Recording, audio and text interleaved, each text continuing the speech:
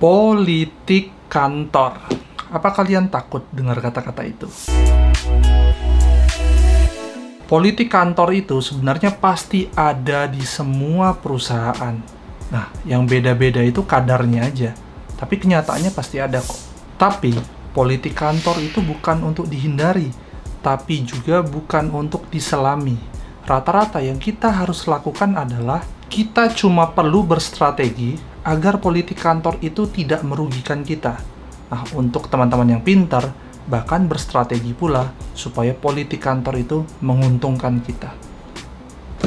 Kalian tahu apa definisi politik kantor?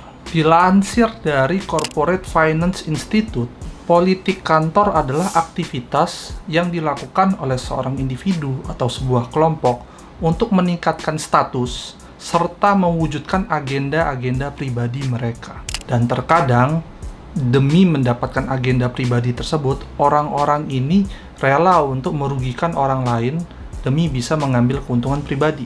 Nah, tapi seperti yang saya bilang tadi, untuk beberapa orang-orang yang cukup pintar, mereka bisa memanfaatkan politik kantor ini untuk menguntungkan mereka, bahkan meminimalisir kerugian orang-orang di sekeliling mereka.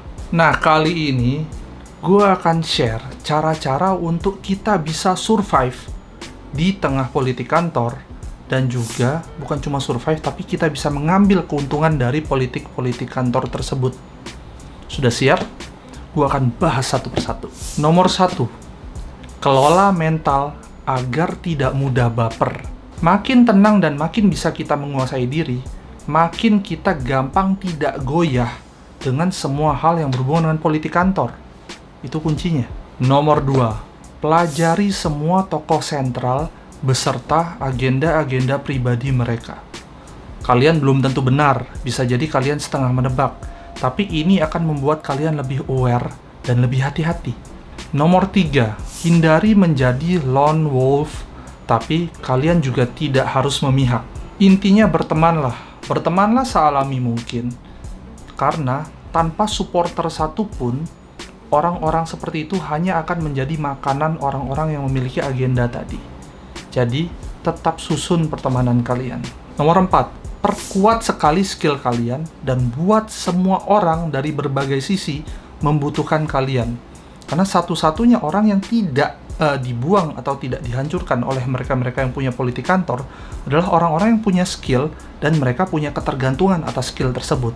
Nah, kalau bisa, buat skill kamu itu berguna untuk setiap orang yang punya agenda atau setiap sisi yang berseberangan.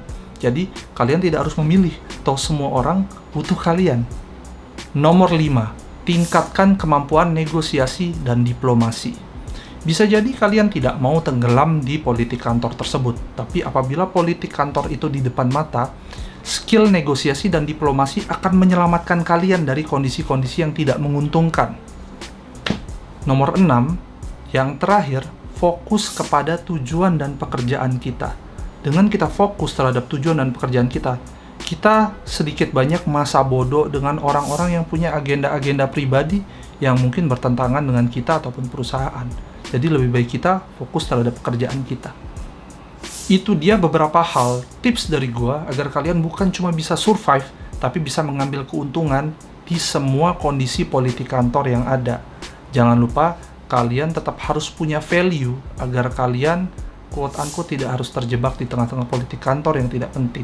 Sampai ketemu lagi, jangan lupa subscribe channel ini dan jangan lupa subscribe juga akun-akun di meja kantor yang lain. Dan sampai ketemu lagi di video berikutnya. Bye-bye.